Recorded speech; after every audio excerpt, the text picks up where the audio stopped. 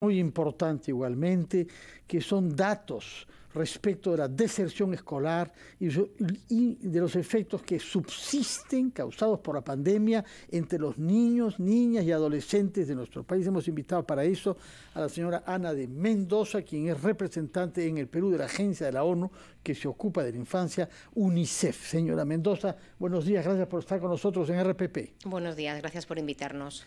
Están lanzando ustedes un programa Misión Posible, Misión Posible. Explíquenos en qué consiste esta misión, qué objetivos tienen y sobre la base de qué datos en el terreno están actuando ustedes. Mira, la situación que tenemos en Perú es dramática. Estamos ante una crisis educativa sin precedentes. Como sabemos, Perú es de los países que ha tardado más en abrir las escuelas, 2 años, uno de los países que ha tardado más en todo el mundo. Y después de esta crisis sentimos que la educación está realmente en grave peligro, ¿no? Hay cinco temas importantes: pérdida de aprendizajes. El Banco Mundial calcula que si se hicieran ahora las pruebas de aprendizajes, retrocederíamos 10 años. Es decir, que en 2 años de escuelas cerradas hemos retrocedido 10 años en nivel de aprendizaje. Otro tema importante es el que comentabas de la deserción escolar. Las cifras oficiales estaban estimando unos 705.000 niños fuera de la escuela, las oficiales son 667.000, a fecha de hoy, que no se han matriculado. Imagino que muchas de ellas mujeres. Mujeres y niños que han ingresado en trabajo infantil. Quiero decir, si a 20 y algo de mayo que estamos ahora falta un 8% de la matrícula general, que son estos 667.000, es muy probable que si no nos ponemos realmente en marcha, estos chicos y chicas permanezcan fuera de la escuela para siempre, ¿no? Y es una pena porque Perú ha hecho un esfuerzo muy fuerte en mantener las tasas de matrícula escolar. Estaban bastante altas en primaria y también en secundaria, ¿no? Entonces, en 2 años se ha perdido, esperemos que no lleguemos al 10% de la matrícula, pero estamos en un 8.1, ¿no? Entonces es bastante dramático para un país que quiere acceder a la OCDE, que tiene interés en prosperar económicamente, tener una fuerza laboral de niños, niñas y adolescentes, una futura fuerza laboral que no está recibiendo la educación que necesita, ¿no? Luego tenemos 2 temas más: un déficit de infraestructura muy grave, que no es de este gobierno ni del anterior ni de los anteriores, sino que lleva arrastrándose, yo diría que muchísimas décadas. Se calcula, el Minedu calcula que hace falta una inversión de 111.000 millones de soles para poner al día las escuelas. Recordemos que 7 de cada 10 no están realmente en las condiciones que deberían tener. Y eso quiere decir que hay que movilizar no solo al Estado para que invierta más, también al sector privado, la ciudadanía. Lo que queremos es hacer que la crisis educativa realmente sea el centro de atención en la agenda política, ¿no? Sabemos que hay 35% de niños en situación de pobreza.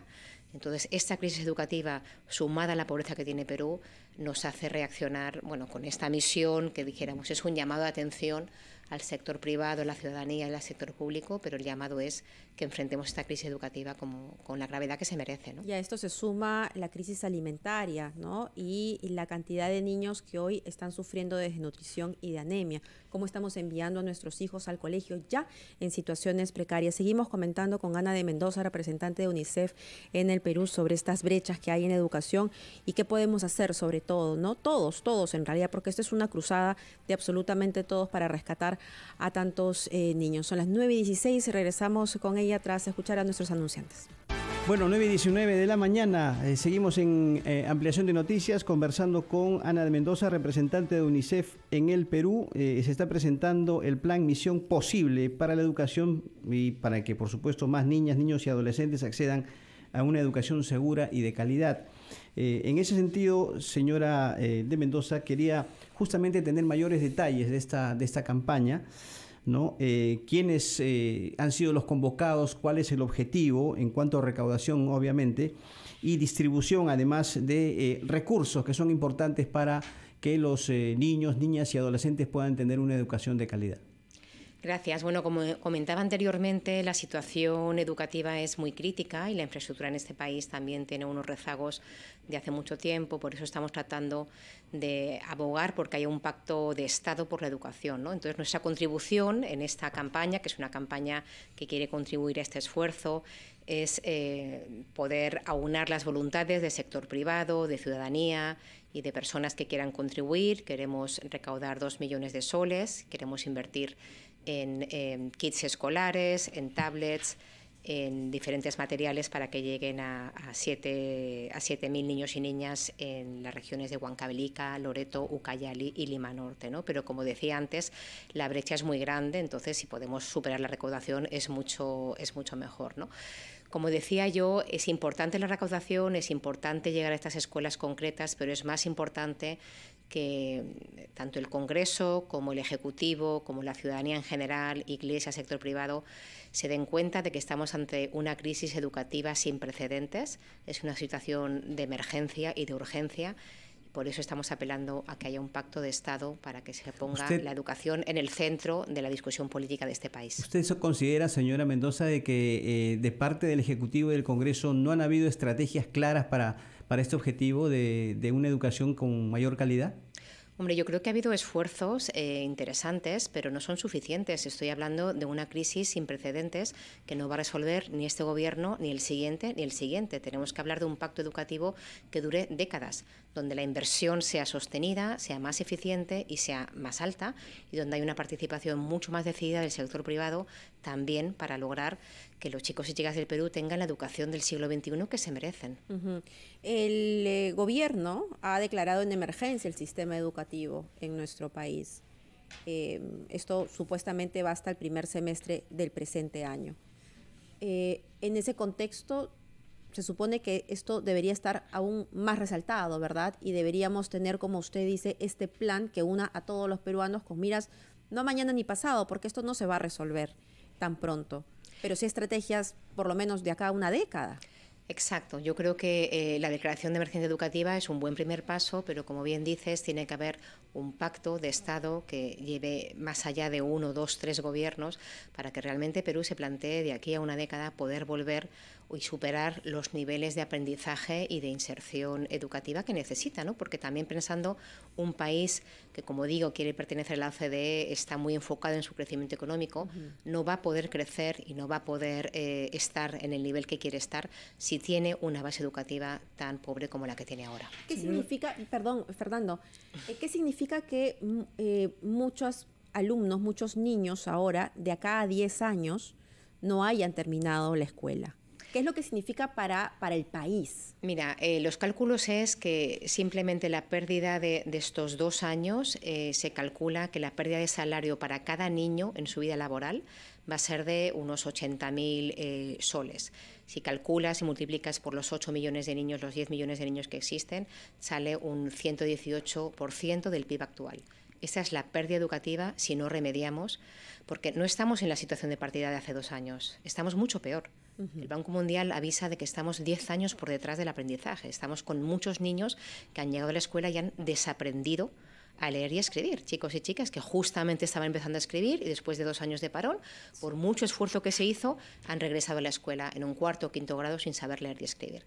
Entonces, estamos hablando de un esfuerzo adicional, extraordinario y urgente.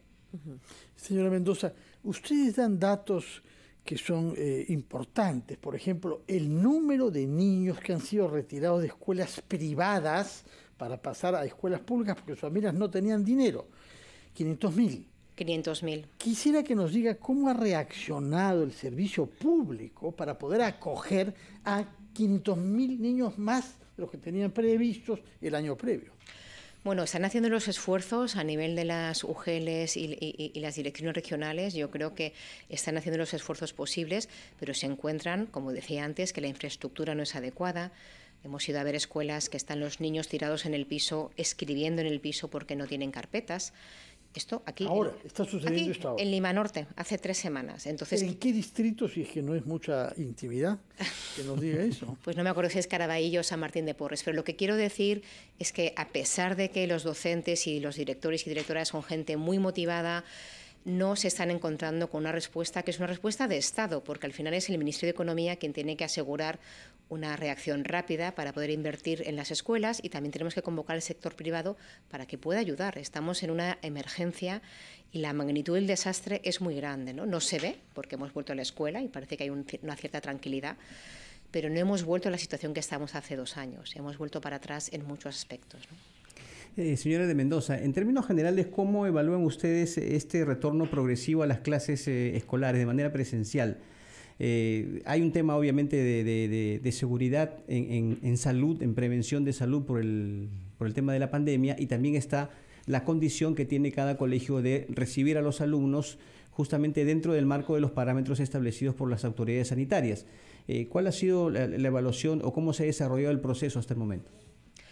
Bueno, el 100% de las escuelas, según los datos del Ministerio, pueden abrir. Creo que la apertura es casi total. Quizá en algunas escuelas, por los temas de infraestructura que comentaba antes, no han podido abrir, o por la falta también de materiales, mobiliario, etcétera, ¿no? Yo creo que, como decía antes, Perú ha sido uno de los países del mundo que ha tenido un cierre de escuelas más prolongado y desafortunado, porque en el resto de América Latina al año estaban todos los chicos y chicas en la escuela. No ha habido casos realmente graves en ningún país de alrededor. Cuando ha habido algún caso se ha cerrado el grupo, pero quiero decir, yo creo que ha habido un exceso de celo en el Perú para mantener las escuelas cerradas 2 años. Entonces, bueno, pues ahora afortunadamente están volviendo, no hay ningún tema sanitario preocupante, siempre puede haber un caso, igual que puede haberlo en un restaurante, puede haberlo en cualquier lugar, y se están tomando las medidas necesarias, ¿no? Pero realmente ha sido una pena tener a los chicos y chicas un año más de lo que convenía en sus casas. Nos conmueve que nos diga efectivamente que en Lima hay niños que siguen las clases en el suelo, porque no hay muebles. Justamente por eso viene la campaña que ustedes hacen, Misión Posible. El objetivo es recaudar 2 millones de soles para paliar justamente estas carencias de mobiliario y de tecnología digital. Cuéntenos, por favor, cómo se puede contribuir quien quiera hacerlo, empresas, privados, desde 30 soles, para eso reciben, ¿no? ¿Cómo se contactan con ustedes para poder expresar esa solidaridad para que no hayan niños en nuestro país que sigan clases sentados en el suelo? Mira, en la contribución tendremos un cierre de campaña el 4 de junio en uno de los medios de comunicación más importantes del país. Pueden contribuir en www.unicef.pe. Estamos tratando de que lleguemos a 2 millones de soles, pero como digo, las necesidades son muchísimo más si llegamos a más. Y como decía antes, esto es una contribución simbólica, ¿no? Porque el gap que tenemos son 111.000 millones de soles. Entonces, más que agitar los bolsillos, queremos agitar las conciencias de la ciudadanía, del sector privado, de la Iglesia. Y hay mucha gente que a veces quiere contribuir, no sabe muy bien cómo. Esta es una buena forma de contribuir. Yo creo que es una cosa que puede ser útil para mucha gente que no sabe cómo puede ayudar, pero lo que queremos es que realmente agitemos la conciencia del sector público y del sector privado para que vean cuál es la dimensión del gap que estamos tratando de resolver. Muy bien, señora Ana de Mendoza, representante de UNICEF en el Perú, ha sido usted muy amable por acompañarnos esta mañana. Muchas gracias. Gracias a ustedes.